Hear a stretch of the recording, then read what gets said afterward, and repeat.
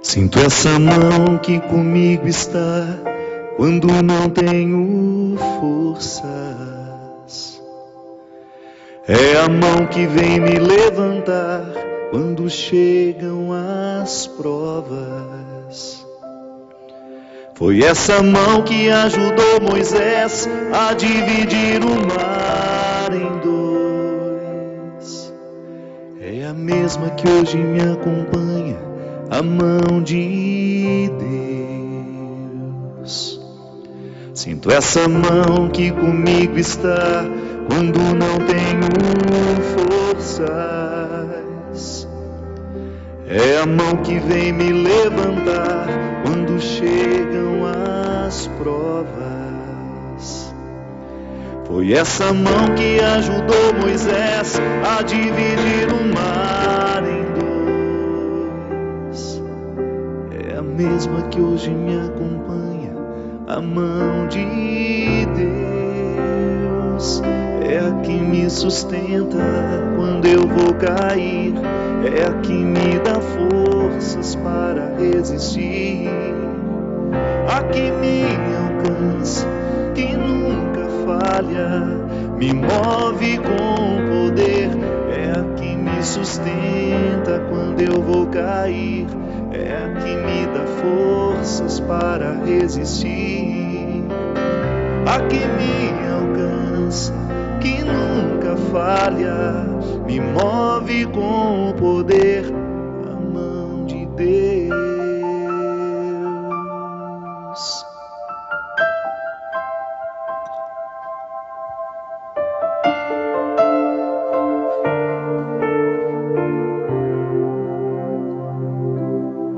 Sinto essa mão que comigo está quando não tenho forças. É a mão que vem me levantar quando chegam as provas. Foi essa mão que ajudou Moisés a dividir o mar em dois. É a mesma que hoje me acompanha, a mão de Deus. É a que me sustenta quando eu vou cair. É a que me dá forças para resistir. A que me alcança, que nunca falha, me move com poder. É a que me sustenta quando eu vou cair. É a que me dá forças para resistir. A que me alcança, que nunca falha, me move com poder, a mão de Deus.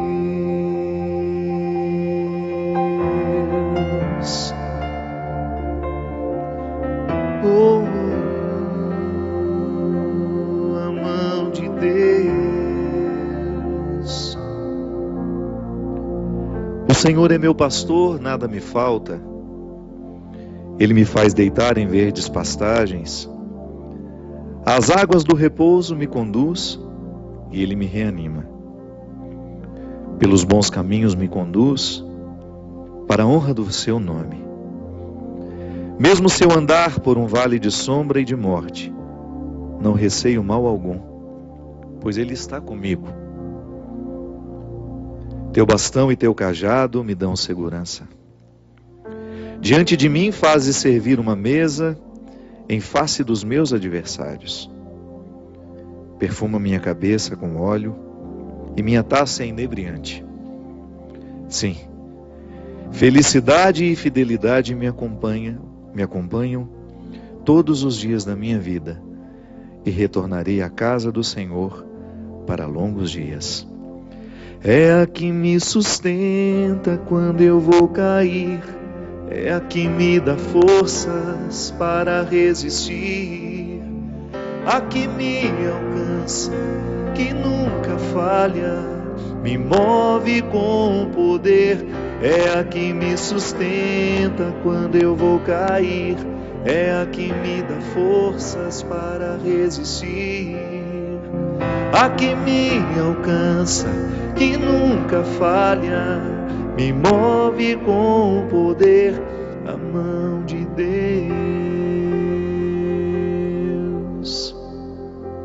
Muito boa noite, com muita alegria que nós começamos mais um novo tempo do programa Direção Espiritual, nova casa. A gente teve a oportunidade de ficar desde o início do ano sendo atendido pela nossa querida Carla Carvalho, nos recebendo na sua casa aqui em Cachoeira Paulista, de onde a gente podia fazer as transmissões ao vivo e gravadas do programa Direção Espiritual. Estamos construindo o cenário. Foi um projeto que foi desenvolvido desde o ano passado pelo Zé Carratu, que é um dos maiores cenógrafos do Brasil, mas como ele tinha muito trabalho e a gente também numa correria muito grande, sem condições de acompanhar, a gente acabou tendo esse atraso muito grande. Mas graças a Deus já estamos aqui, hoje com o Christian bem acomodado, né, Christian? Muito bem agora, com toda a dignidade que ele merece. Só a nossa mesinha azul que ainda não está boa, essa azul está muito feinha aqui, nós vamos mudar. A gente levou até um susto na hora que viu esse azul. Próximo programa, não, próximo não, que a gente já gravou aqui um antes, viu? A gente só trocou o blazer. O programa da semana que vem já está prontinho, mas a gente vai fazer os últimos ajustes, é assim mesmo, né? Toda vez que a gente põe um cenário novo no ar, que a gente vai percebendo o que vai funcionar, o que não. Mas a gente está muito feliz por inaugurar não um novo cenário. Aliás, a gente levou um prejuízo, porque ao sair da casa da Carla, a gente perdeu a janta que tinha no intervalo. Então a gente ganhou o cenário novo, mas perdemos a janta. E está todo mundo aqui muito tristonho, porque a gente já gravou um e estamos com fome nesse momento ao vivo para todo o Brasil. Bastante famintos, todos os câmeras sem muitas condições de trabalho. Então a gente levou um prejuízo muito grande ao abrir mão daquele lugar tão aconchegante, né, Christian? Para a gente estar aqui hoje, inaugurando esse novo cenário, com esse prejuízo alimentar, mas muito felizes por ter a oportunidade de levar o nosso coração, mais uma vez, de entrar em comunhão com o seu coração, porque é assim que funciona o programa Direção Espiritual. Nós não temos fórmulas prontas, a gente não inventa histórias aqui, a gente sempre trabalha, a gente sempre reflete a partir da vida que nos é enviada.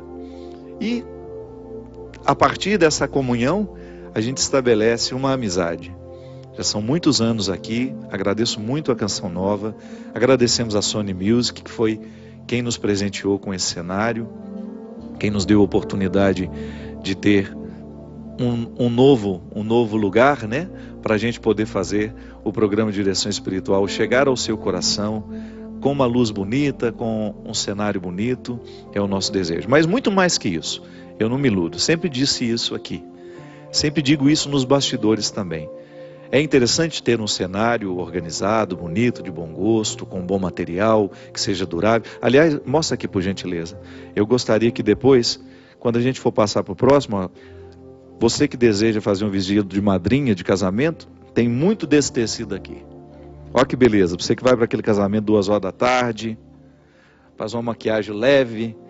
Aliás, as meninas da Canção Nova vão ficar um bom tempo quando a gente desmontar esse cenário, sem precisar comprar tecido para ser madrinha, para uma ocasião festiva, né? Até um paletó para o China, não dá? Ele está pretendendo ficar noivo, já pode fazer, daqui uns 4, 5 anos, quando a gente mudar o cenário, já tem o tecido para o paletó dele. Posso te dar um também, um pedacinho desse tecido. Você ia ficar ótimo com esse tecido fazendo um paletó para você. Mas eu sempre digo, minha gente, que o mais importante é a oportunidade de nós estarmos juntos. Tanto é que quando nós tivemos o problema de não ter aonde fazer o programa, eu falei, olha, eu tenho certeza que o povo que me acompanha não fica prestando muita atenção. Claro, é interessante a gente ver um lugar bonito. E a casa da Carla era um lugar muito aconchegante, muito bonito. Mas eu tenho certeza que vocês estavam muito mais interessados era no nosso encontro. Ainda que a gente tivesse só uma parede branca de fundo e a gente pudesse continuar os nossos encontros toda quarta-feira, já teria valido a pena. E por isso eu me sinto tão confortável em estar aqui hoje, em ter a oportunidade de dar esse passo novo, nesse novo tempo do programa de Direção Espiritual, por receber a sua confiança. Para mim, de tudo aquilo que eu faço como padre, o programa de Direção Espiritual é o que eu considero de mais importante. Não que a minha vida sacramental não seja importante, eu estou falando da minha vida como pregador. O mais importante do meu trabalho como padre é a Eucaristia que eu posso celebrar, é o batizado que eu faço, é o casamento que eu presencio em nome da igreja. o que é de mais sagrado que eu posso viver como padre é a minha vida sacramental. Eu falo da minha vida pública, de tudo aquilo que eu posso fazer como padre, como escritor, como cantor, como homem que trabalha com arte. O programa de direção espiritual é a minha primeira missão. E eu fico muito honrado de estar aqui dando continuidade, de receber esse carinho tão grande por onde eu vou, por saber que o programa de direção espiritual faz parte da vida de muita gente, que nós entramos na história de muita gente e que esta comunhão estabelecida tem sido muito frutuosa. Posso dizer para você que para mim é muito frutuosa. Hoje mesmo saí de casa tão cansado mesmo, e quando chego aqui, gravei o primeiro programa, é como se Deus soprasse em mim um novo ânimo, me desse uma nova alegria. Eu renovo realmente aqui na Canção Nova as minhas forças. Sou muito grato à Canção Nova pela oportunidade de estar aqui, ao Monsenhor Jonas, a Luzia, Santiago, ao meu querido Eto, toda a administração, todo o pessoal da TV.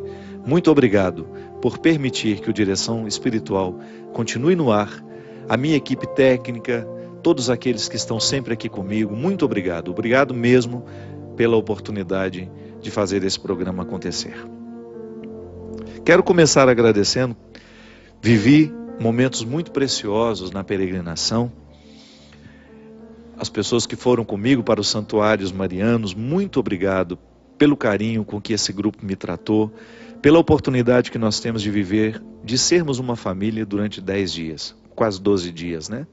A oportunidade de estarmos juntos, de compartilhar a nossa fé, de celebrarmos juntos, de pedir que, durante aquela viagem, de permitir que a graça de Deus nos atingisse. É muito interessante, toda vez que nós vamos peregrinar, toda vez que a gente sai de casa para poder ir a algum lugar, o que na verdade nós pretendemos é chegar a nós mesmos. E às vezes nós precisamos sair da nossa casa para chegar a nós. Pode parecer contraditório. Nem sempre nós estamos em nós. Eu sou a minha casa.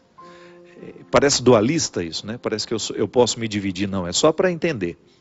Eu não gosto de me esquartejar como pessoa. É só uma questão didática. Eu acredito na unidade do ser humano. Corpo e alma no mesmo contexto, numa mesma unidade. Mas às vezes para a gente entender é interessante. Essa separação é só para a gente compreender o que se passa. O meu corpo hospeda toda a dimensão espiritual da minha vida. E nem sempre eu estou em mim. Porque nem sempre eu consigo viver a minha unidade. Nem sempre eu consigo experimentar a minha unidade. É como se eu estivesse manco, se eu não estivesse com todas as minhas condições de andar. E às vezes quando nós saímos da nossa casa e vivemos o desconforto de uma viagem longa, de dormir em cama que não é a nossa, de conviver com pessoas que não fazem parte do nosso convívio, que às vezes pode até gerar uma dificuldade ao longo dos dias, a gente começa a fazer uma peregrinação que não é só geográfica. É como se a gente tivesse a oportunidade de visitar algumas regiões do nosso coração que o outro aqui nos permite. Isso foi uma coisa muito viva entre nós, que eu gostaria de compartilhar com aqueles que não foram. Eu tenho certeza que aqueles que foram, que me assistem agora em casa, sabem muito bem o que eu estou partilhando aqui nessa hora, porque nós vivemos muito intensamente isso.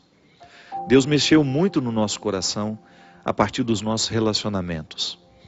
Foi uma temática como se a gente tivesse estruturado a nossa peregrinação, a própria liturgia dos dias ia nos favorecendo refletir o nosso relacionamento com o outro como um lugar de conversão. E foi muito interessante porque a gente viveu na prática isso. Volto a dizer, algumas regiões do meu coração eu não posso chegar sozinho. É o outro que me faz chegar. O outro que me é difícil, né? O outro com quem eu tenho uma certa dificuldade é que vai me possibilitando fazer essa viagem para dentro de mim mesmo, onde Deus vai mexendo em mim através dos outros. E por isso que, quando eu me disponho a fazer essa viagem, eu consigo ficar em mim. Eu me hospedo, sabe? Eu sinto a minha unidade. Aliás, é interessante a gente perceber isso. Quando nós estamos muito cansados, quando nós estamos muito estressados, o que nos ocorre? É uma sensação de estarmos quebrados, de não estarmos inteiros. A tristeza é um pouco isso. Você experimenta e sabe do que eu estou falando. Quando um acontecimento ruim lhe ocorre, quando você escuta uma coisa desagradável, quando você presencia um fato, ou então quando você está inserido dentro de um contexto muito pesado, é como se você perdesse a sua inteireza. É como se você não estivesse em você. Como se o corpo deixasse de hospedar a alma, sabe? Como se houvesse essa ruptura. Por isso que eu gosto daquela música do Lenine, né? Da paciência. Mesmo quando o corpo pede um pouco mais de calma, até quando o corpo pede um pouco mais de alma, a vida é tão rara, a vida não para. É verdade, às vezes o nosso corpo pede um pouco mais de alma. É como se nós estivéssemos vivendo só a dimensão material da vida. Isso nos esgota, isso nos cansa.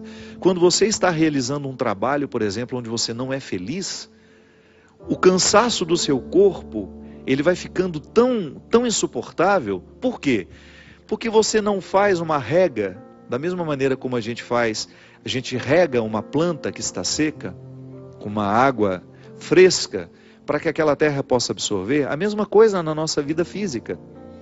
Quando eu estou muito cansado, mas eu estou feliz com o que eu estou fazendo, é como se a felicidade fosse essa rega sobre o corpo e o cansaço fica bom. A gente deita na cama satisfeito com aquele cansaço e a gente dorme bem. Mas quando nós estamos realizando uma função em que a gente não é inteiro naquilo, é como se estivesse faltando a rega para que o corpo pudesse sentir a satisfação daquele cansaço e dormir. Quando nos falta a satisfação do cansaço, a gente não dorme. Então fica o cansaço sendo acumulado. Vai acumulando, acumulando, acumulando. E a peregrinação nos mostrou como é necessário nós retirarmos, como é preciso muitas vezes a gente fazer uma viagem para a gente perceber isso. O que está nos cansando, o estilo de vida que nós estamos levando. Quando nós saímos da nossa casa e vamos viver um tempo de exílio, digamos assim, né? Um tempo retirado, parece que as coisas ficam mais claras para nós. Então lá, Deus começou a nos mostrar aquilo que estava nos desgastando dentro das nossas casas. Apontando-nos, por exemplo, como nós somos cruéis uns com os outros, sem perceber que somos. Sem a consciência, né? Sem a consciência de que a gente é cruel. Porque todo dia a gente exerce um pouco a nossa crueldade. A crueldade está aqui, está em mim, está em você, está no Christian, está em todos nós. A conversão é quando você toma consciência disso e começa a administrar essa crueldade. Às vezes dentro da nossa casa nós estamos sendo cruéis com as pessoas que nós amamos, até de maneira justificada. Temos motivo para sermos cruéis. Mas definitivamente, nós não temos o direito de ser. Nem tudo aquilo que nós temos, estamos legalizados, digamos assim. Temos motivos, mas nós não temos o direito. Eu tenho todo o argumento lógico para eu ser cruel com aquela pessoa. Porque ela não foi competente, porque ela não correspondeu às expectativas que nós tínhamos. Mas aí quando você joga a luz do Evangelho, você percebe que você não tem o direito de exercer essa crueldade. Crueldade não combina com fraternidade.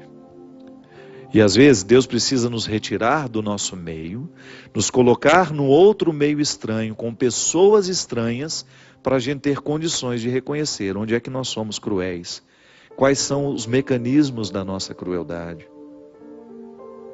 Você não foi para a peregrinação, você não teve a oportunidade de ser retirado do seu meio, mas você pode pensar sobre isso também. Quem sabe você, observando o jeito como você vive, você vai identificar aquilo que realmente está lhe cansando, aquilo que realmente está lhe empurrando para um contexto de crueldade, porque isso também está muito associado, né?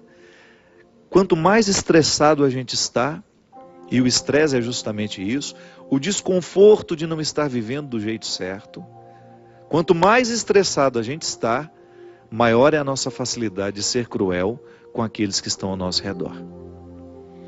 E a peregrinação foi uma bênção para nós, no sentido de nos ajudar a entender essa crueldade, de percebê-la. Eu lembro, nós tivemos uma missa que durou 3 horas. Só o ato penitencial foi 1 hora. Foi numa sala de um hotel lá, a gente não tinha igreja para celebrar naquele dia, foi lá em Barcelona. E eu fiquei impressionado de como Deus nos falou através daquele ato penitencial, onde a gente esmiuçou a nossa crueldade mesmo. Sabe quando você começa a pegar um pecado e você vai espremendo e descobrindo todos os desdobramentos daquele pecado, com atitudes muito concretas, e a gente tendo a oportunidade quase de pegar no pecado e senti-lo, como se ele fosse uma matéria.